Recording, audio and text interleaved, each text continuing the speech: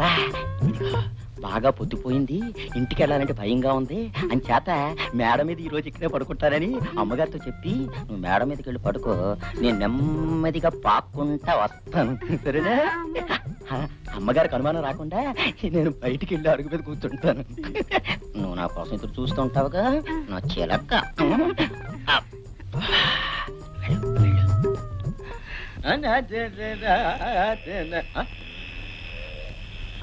నిద్రపోయాడు. సరేలేవే, నీకంత భయం అయితే ఇక్కడే పడుకో. ఓ పని చెయ్యి, ఇక్కడ గాలి లేక చస్తున్నాను, ఒక్కబోసేస్తుంది. నేను వెళ్ళి డాబామే పడుకుంటాను, నువ్వు వెళ్ళి నా గదిలో సాపేసుకుని పడుకో. అమ్మగారు మరి ఇదిగో ఇంకేం మాట్లాడుకో, నేను చెప్పినట్టు చెయ్యి, వెళ్ళు. ఇంకో 15 నిమిషాల్లో మేడ మీదకి మెల్లగా జారుకోవచ్చు. ఏటో మల్లయ్య తీరుబడిగా కూర్చున్నావు ఏమిటి? సరే గాని ఏమిటి వేళకాని వేళ ఇలా ఊడిపడ్డా? ఈ వేళ నీతో కబుర్లు చెప్పడమేనయ్యా నా పని. నిద్ర వస్తుంది, వెళ్ళి పడుకుంటానే. చిన్నపిల్లలాగా నీ నిద్ర నేను పొగడతాగా. ఇదిగో నిన్న రాత్రి ఓ తమాషా జరిగింది. ఏముంటది? నీకు పీడకలు వచ్చి ఉంటది, నన్ను పీడించడానికి వచ్చావు, నా ఆనందం అంతా గంగపాలు చేసావు. అక్కడే పొరపాటు పడ్డావు. ఎన్నడూ రాంది నిన్న నాకు మంచి కల వచ్చిందా? నీ డాబా మీకు వెళ్ళి పడుకుంటాను, నువ్వు తలుపు గడేసి పడుకో. అట్టగేం గారు మర్చిపోకు. అప్పుడు నేను శ్రీకృష్ణులాగా నా చుట్టూ గోపికలందరూ చేరి నృత్యం చేస్తున్నట్టుగా దండం పెడతాను, విడిచిపెట్టు. రే నీకు దండం పెడతాను, ఇప్పుడు ఆపమనకరా, కళ సగంలో ఉంది. పూర్తవడానికి ఎంత టైం అవుతుంది? తెల్లారుతుందా? అయితే ఒక్క నిమిషం టైం నాయన. ఇదిగో తొందరగా రా, లేకపోతే నాకు నిద్ర. నీతో కొంత పని ఉంది. మెలికొచ్చిందా? మేడ మీద పని పిల్ల నా కోసం ఎదురు చూస్తూ ఉంది. ఎందుకంటే ఎందుకైతే నీకెందుకు రా, నాకు ఇప్పుడు రావడానికి వీల్లేదని చెప్పేసి కొంప తీసి నన్ను పట్టుకుంటే అండి మొఖానికి అది కూడా ఎలా నేను చెప్పినట్టు వెళ్ళు వెళ్ళు. కానీ తెల్లవారులు కానీ నీ ఇష్టం కాదు కానీ. లక్ష్మి లక్ష్మి లక్ష్మి తీయన్ని ఊహలు హాయిని గొలిపే వసంతగానమే హాయి, వసంతగానమే హాయ్ హాయ్ హాయ్, వసంతగానమే హాయ్ హాయ్ హాయ్. హాయ్ సరే గాని ఏమిటో పొద్దుటే మా ఆయన హుషారుగా ఉన్నావు, ఏమిటి విశేషం?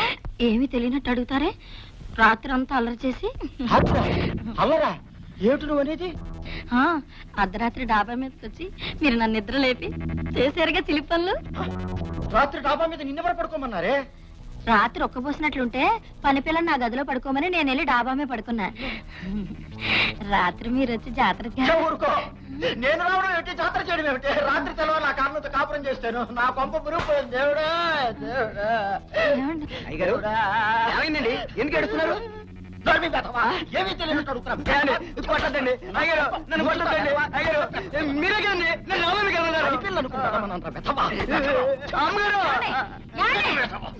తప్పు చేస్తుంది మీరు, వాడండి కొడతారు.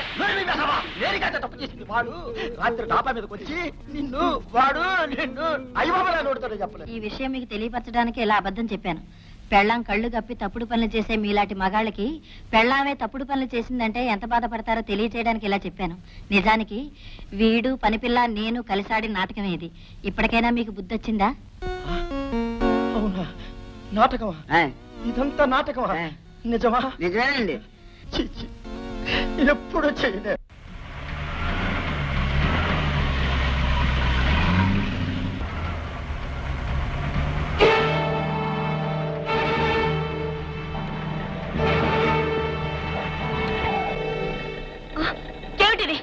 ప్రాణాల మీద ఆశ ఉంటే చెప్పినట్టు పోనీ పోనీ పోనీ.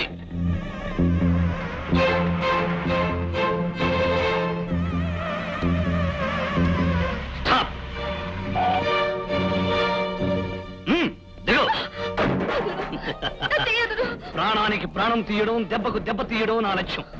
నా చెల్లెల్ని అన్యాయంగా నాశనం చేశాడు ఈయన్న. వాడి చెల్లెలైన నీకు కూడా అధిగత పెట్టిస్తాను.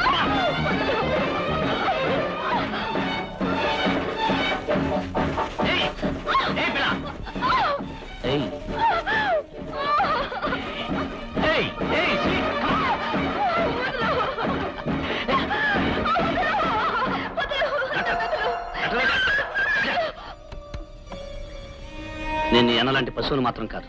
పోనీ.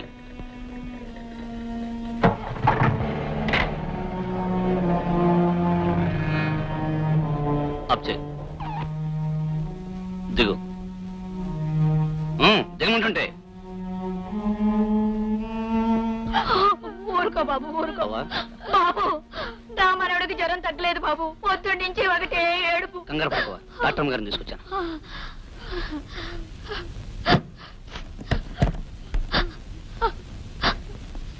బాబు ఊరుకోవా.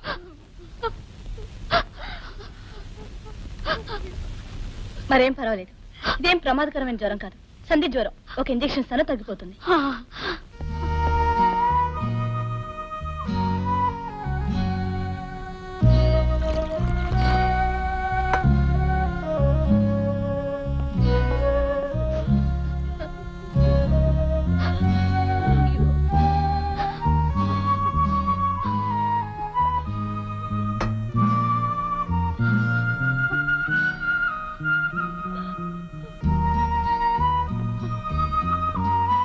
రేపు ఉదయానికల్లా పూర్తిగా తగ్గిపోతుంది. కాస్త నీరసంగా ఉంటుంది కనుక నేను కొన్ని మాత్రలు ఇస్తాను, ఆ వాడుతూ ఉండండి. అలాగేనమ్మా. నేను వెళ్ళొస్తానమ్మా. అమ్మా, డాక్టర్ అమ్మా, చావు బతుకుల్లో ఉన్న నా మనవడికి ప్రాణదానం చేశావమ్మా. తల్లి అనేది జన్మనిస్తుంది, ఆ దేవుడు అనేవాడు అది కాపాడతాడు. ఈ రోజు నా మనవడికి ప్రాణదానం చేసిన నువ్వు దేవతవమ్మా, నువ్వు దేవతవి.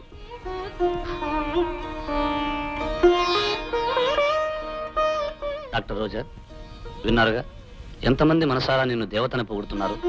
నీ తండ్రిని దుర్మార్గుడు అని నిందించే మనుషులే నిన్ను దైవం అని అభినందిస్తున్నారు.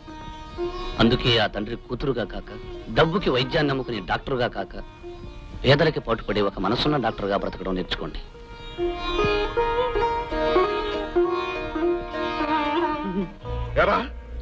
ఇంతకాలం నా సొమ్ము తిని ఒళ్ళు పెంచుకుని వాడు నా కూతురు ఎత్తుకుపోతుంటే ఏమీ చేయని దద్దమలా తిరిగి వస్తారా? వాడిని కుక్కని కలిసినట్టు కలిసి నా కూతురుని నేనే రక్షించుకుంటాను.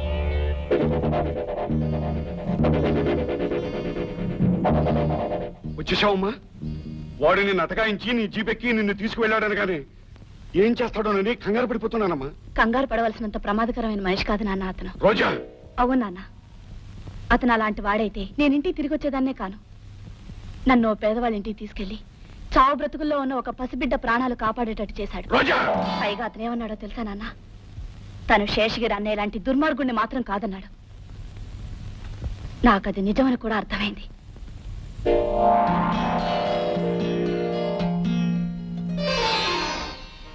డాక్టర్ రోజా, అనుక్షణం కష్టపడుతూ కడుపు నిండా తిండి లేక అనారోగ్యంతో బాధపడే పేద ప్రజానీకానికి సేవ చేయడానికి వచ్చిన దేవతలు. ఆ తండ్రికి కూతురుగా కాక, డబ్బుకి వైద్యాన్ని నమ్ముకునే డాక్టరుగా కాక, పేదలకి పాటుపడే ఒక మనస్సున్న డాక్టర్గా బ్రతకడం నేర్చుకోండి.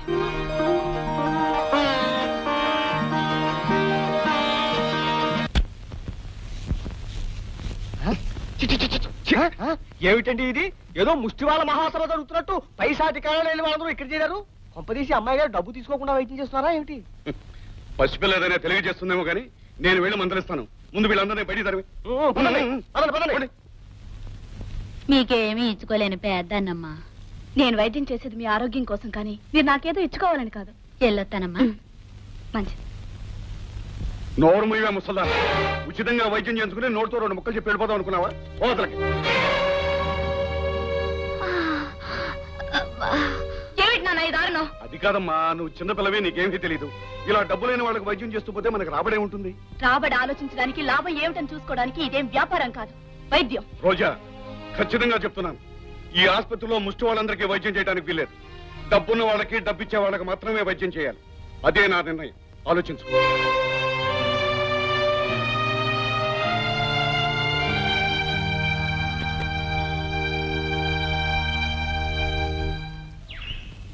అయ్యారు అమ్మాయి గారు పెట్టే బాగా తీసుకుని వెళ్ళిపోతాడు. చూడండి. రోజా, ఎక్కడికి వెళ్తున్నావు? పట్టణానికి. ఎందుకు? అక్కడ ధర్మాసుపత్రిలో పనిచేయడానికి. సొంత ఆసుపత్రి వదిలేసి ధర్మాసుపత్రిలో పనిచేయాల్సిన కర్మ నీకేం పట్టింది? సొంత ఆసుపత్రిలో నాకు స్వతంత్రం లేదు గనక. నువ్వు వెళ్ళిపోతే ఇక్కడ మన ఆసుపత్రి ఎవరు నడిపిస్తారు? ఆ ఆసుపత్రి నడిపించడానికి కావాల్సింది డాక్టర్లు కాదు, కసాయి వాళ్ళు. రోజా అవును నాన్న, ఇందాక నా కళ్ళ ముందే నా పేషెంట్ అవమానించావు. అందుకే మానవత్వం లేని ఆసుపత్రిలో పనిచేస్తే నేనిచ్చే మందులు కూడా పనిచేయవని తెలుసుకున్నాను. అయితే ఇదంతా భరత్ గాడి పన్నాగం అన్నమాట. అన్యాయాన్ని సాధించిన మనిషికి నీతిని బోధించే హక్కు ఉంటుంది నాన్న. నాన్ననే విషయం నీ గుర్తుంటే నా పరువును సవాల్ చేస్తూ నువ్వు ఇలా గడప దాటడానికి ప్రయత్నించేదానివి కాదు. మీకు మీ కూతురు కంటే మీ పరువే ఎక్కువ కాబట్టి మీ పరువు మీ దగ్గరే ఉంచి కేవలం డాక్టర్ రోజాగానే ఈ గడప దాటుతున్నాను. రోజా, నువ్వు నన్ను ఎదిరించి సాధించడానికి అన్ని విధాలా సిద్ధమైతే నా ఆస్తికి అనుబంధానికి కూడా దూరం అవుతాం. అది ఆలోచించుకో. ఆస్తి లేకపోతే నేను బ్రతకలేననేగా మీరు నన్ను హెచ్చరిస్తున్నారు. ధర్మాసుపత్రిలో ఉచితంగా పనిచేసిన డాక్టర్లకి జీతాలు ఇస్తారు. నా జీవితం గడవడానికి అది చాలు.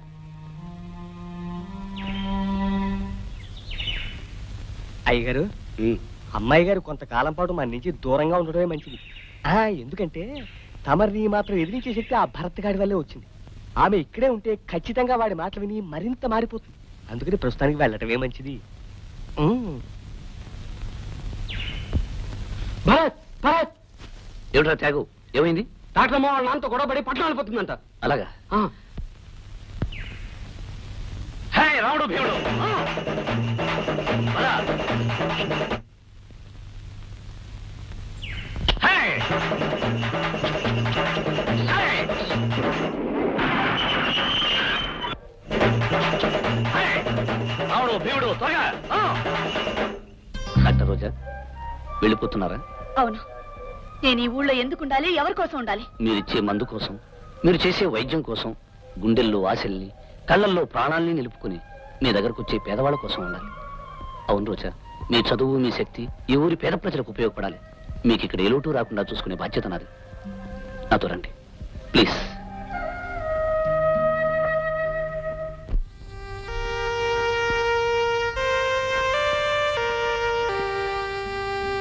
వస్తాను.